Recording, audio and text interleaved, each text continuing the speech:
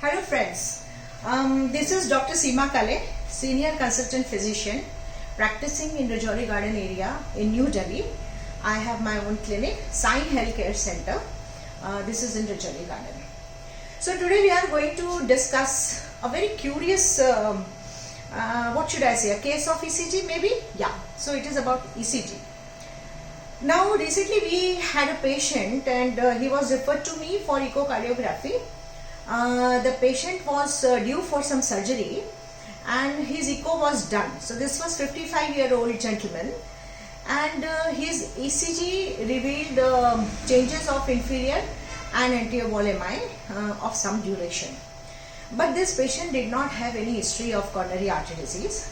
So it was like a little shock to the family, to the patient, and so they came for the echo, right? So Mr. Negi, please focus on this ECG. So this is his ECG which was taken. Now you can see clearly in lead 2 there is a deep Q wave, in lead 3 there is a deep Q wave, and in AVF there is a deep Q wave. Then look at the chest leads. So the chest leads are showing poor R wave progression. You can see in V2, V3 there is hardly any R wave. In V4 there is hardly any R wave, and then deep Q waves in V5 and V6 as well. So this clearly suggests anterior and inferior MI of some duration. So when I started doing echo, I was obviously, can you please focus on the echo now? I was obviously suspecting the wall motion abnormality looking at this ECG. So this is the first picture. Oh my god. So there is simply no wall motion abnormality. The septum is moving pretty well. Can you please focus on this a little more? Yeah. Yes. Showing a little brightness, is it? Yeah.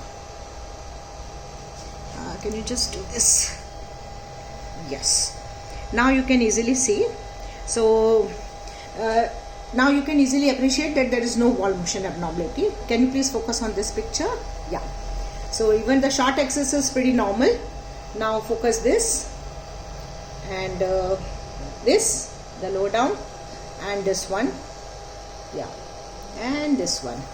So in all the views there is no wall motion abnormality. Inferior, anterior wall all are moving very well. LV ejection fraction is normal.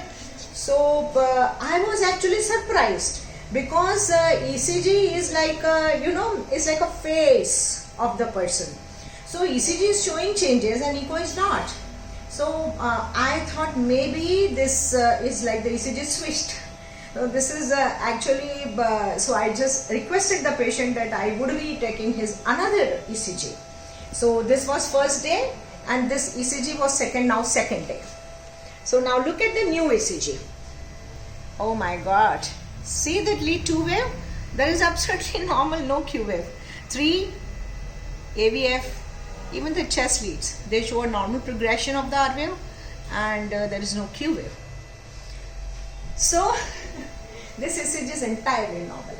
So in a busy day, in a busy government hospital, probably the ECG of some other patient was switched with this patient. So the purpose of bringing this case up was that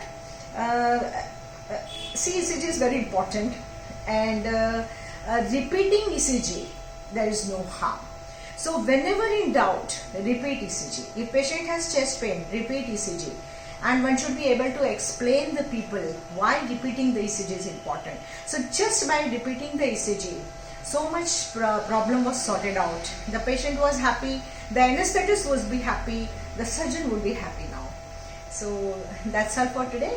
And this whole episode of this mistaken identity was for again stressing that repeat ECG is very important in clinical practice. Stay tuned, and if you have not subscribed to my channel, please do so, and wish you a very, very happy new year to all of you, and have a very blessed and the best year of your life so far.